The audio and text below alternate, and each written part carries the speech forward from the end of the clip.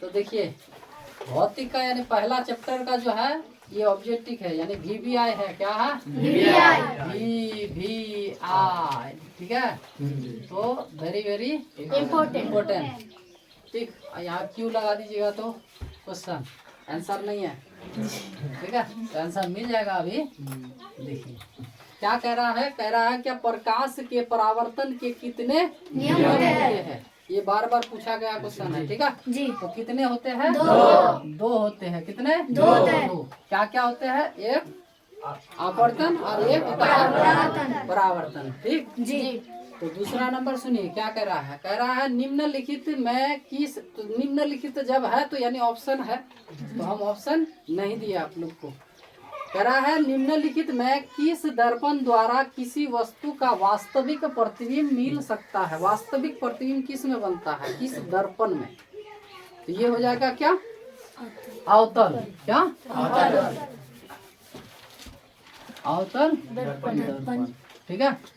तो अवतल दर्पण में ही क्या होते हैं? वास्तविक। और जो समतल और क्या है उत्तल, इसमें क्या होता है? काल्पनिक। क्या होते हैं? काल्पनिक, ठीक है जी। तो नेक्स्ट क्वेश्चन सुनिए, अवतल दर्पण की फोकस दूरी उसकी वक्रता त्रिज्या की क्या होती है। तो देखिए एक गोलीय दर्पण, जैसे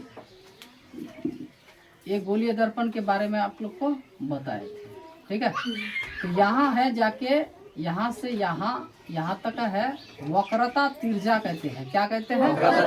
और यहाँ जो आधा जो है ये फोकस दूरी, तो ये फोकस दूरी यहाँ से यहाँ। तो कह रहा है अवतल दर्पण की फोकस दूरी वक्रता त्रिज्या की क्या होती है? आधी। देखिए वक्रता त्रिज्या की ये क्या होती है? बीच में है ये फोकस दूरी, तो यानी वक्रता त्रिज्या की क्या होगी? आधी होगी। क्या होगी? आधी होगी। क्या? आधी। समझे बात तो? ठीक है। यहाँ से ये जो यहाँ से यहाँ तक यानी क्या कह रहे हैं? वक्रता त्रिज्या। तो फोकस दूरी उसकी, ये जो फोकस दूरी यहाँ से यहाँ तक फोकस दूरी, तो इसका क्या होती है? ये आधी होती है। फिर कह रहे हैं क्या? ये तो हो गया 4 नंबर। देखिए कह रहा है अवतल दर्पण की वक्रता त्रिज्या उसकी, देखिए अवतल दर्पण की वक्रता त्रिज्या, देखिए वक्रता त्रिज्या यहाँ से यहाँ, उसकी फोकस दूरी की, फोकस दूरी का ये जो फोकस दूरी है यहाँ से यहाँ तक की, तो यहाँ से वक्रता त्रिज्या की क्या होगी? तो 2 गुनी हो जाएगी, डबल होगी कि नहीं। यहाँ देखिए मान लीजिए इसका मान 7 है, तो यहाँ से यहाँ तक कितना है? 14। तो क्या किए? डबल। तो यहाँ लिख देंगे 2 गुनी, ठीक है। 2 गुनी हो गई।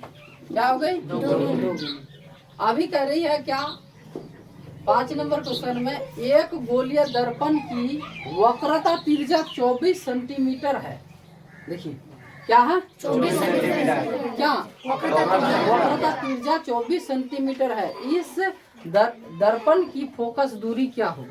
तो फोकस दूरी बराबर हम लोग बना सकते हैं, यानी फोकस दूरी एफ बराबर क्या होता है? क्या होता है? बोलिए। R/2 होती है कि नहीं? तो यहाँ कह रही है वक्रता त्रिज्या, वक्रता त्रिज्या कितनी है? 24 बट्टा कितना? 2। तो इससे इसको काटिएगा तो कितना? 12 सेंटीमीटर हो जाएगी। कह रही है एक गोलीय दर्पण की वक्रता त्रिज्या, वक्रता त्रिज्या ये R, ठीक है, यहाँ से यहाँ तक कितनी है?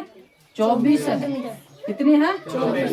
तो इस दर्पण की फोकस दूरी क्या होगी? यहाँ से यहाँ तक की दूरी कितनी होगी? तो आधी होगी ना। तो फोकस दूरी बराबर क्या होती है? आधी होती है। हाँ? आधी होती है। R/2 होती है, ठीक है। तो ये सूत्र जब हो गई आपको, तो यानी आप ऐसे निकाल सकते हैं। हाँ, तो आंसर क्या दे देंगे यहाँ? 12, ठीक। अभी कह रही है क्या एक गोलीय दर्पण की फोकस दूरी 14 सेंटीमीटर है। कितना? 14। देखिए फोकस दूरी यहाँ से यहाँ 14 सेंटीमीटर, ठीक है। फोकस दूरी 14 सेंटीमीटर है, तो इस दर्पण की वक्रता त्रिज्या क्या होगी? तो वक्रता त्रिज्या बराबर होती है क्या? वक्रता तिरछा बराबर होती है 2 इंटू एफ। तो 2 और गुना एफ कितनी है? देखिए कहाँ, फोकस दूरी, तो क्या गुना कीजिएगा तो कितनी है? 28। आंसर यहाँ क्या दे सकते हैं? 28। समझ रहे हैं जी? हो गई। अभी चलते हैं आगे। कह रहे हैं क्या ये होगा ना? चलिए 7 नंबर। मोटर गाड़ी के चालक के सामने लगा रहता है, तो क्या लगा रहता है? साइड मिरर के रूप में क्या लगे रहते हैं? तो एक जो दर्पण लगे रहते हैं, तो वह कौन सा दर्पण है? कौन सा दर्पण?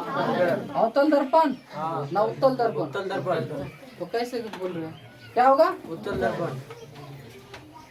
उत्तल दर्पण। तो देखिए क्यों लगे रहते हैं इसमें? तो ये जो है उसका प्रतिबिंब क्या सीधी होती है और उससे क्या होती है? छोटी होती है। देखिए उत्तल दर्पण, उत्तल दर्पण की क्या होती है? तो बीच में क्या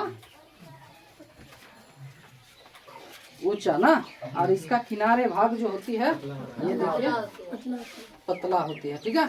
यानी बीच का भाग उभरी हुई जी। तो इस तरह का ये जो बाइक जो है, बाइक का यानी जो आगे जो शीशा लगाता, तो इस तरह का साइड के रूप में जो लगा रहता है, इसलिए यानी दूर तक दिखाई देती है।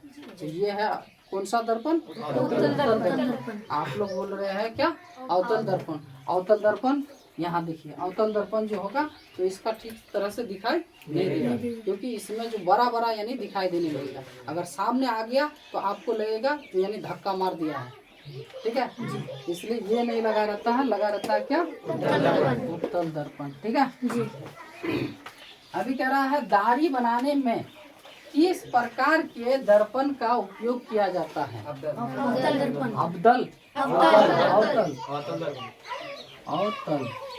अवतल दर्पण, ठीक है जी। इसमें छोटी छोटी जो आपका दाढ़ी है कि नहीं, ये भी आपका थोड़ा सा बड़ा दिखाई देगी, तो यानी आपको बनाने में दिक्कत नहीं होगा, ठीक है? चलते हैं आगे। कह रहे हैं प्रकाश डॉट में चलती है। प्रकाश हमेशा यानी सीधी रेखी में चलती है, ठीक है? सरल रेखा भी कभी कभार यानी आंसर रहता है सरल रेखा और कभी सीधी रेखा। कोई भी आप रोशनी जो है वह सीधा ही यानी गमन करेगी, यानी सरल रेखा या फिर सीधी रेखा, ठीक है? ये देखिए ये क्या है आपका? पाइप है ना जी। तो ये अगर टेढ़ा कर देते हैं तो इससे इधर से दिखाई नहीं देगी, ठीक है? क्योंकि प्रकाश किसी वस्तु को देखने के लिए क्या किसकी जरूरत होनी चाहिए? आँख तो है ही, लेकिन उसके साथ साथ प्रकाश होना बहुत जरूरी है, ठीक है? तो प्रकाश आपको दिखाई नहीं देगी। और अगर इसको सीधा कर लीजिएगा, ठीक, तो कोई भी वस्तु को देखिए दिखाई देगा, ठीक है? नहीं तो देख लीजिए एक बार, ठीक है? चलते हैं आगे। कह रहे क्या? यदि किसी दर्पण द्वारा बने प्रतिबिंब का आकार, देखिए क्या आकार हमेशा वस्तु के आकार के बराबर हो तो दर्पण डॉट होगा। कौन सा? समतल दर्पण होगा। इसलिए हम लोग घर में जो रखते हैं शीशा यानी क्या? समतल। नहीं तो किसी किसी का देखेगा छोटा सा जो आईना है ना, दर्पण है ना, तो उत्तल दर्पण का अवतल दर्पण का आ जाता है, तो वह जब देखेगा तो यानी टेढ़ा मेरा दिखाई देगा, या फिर उसका शकल जो है बड़ा दिखाई देने लगेगा। हाँ, ढकना बड़ा दिखाई देने लगेगा ना, इसलिए क्या हो जाएगा यहाँ? समतल, ठीक है? समतल दर्पण, ठीक हो गया।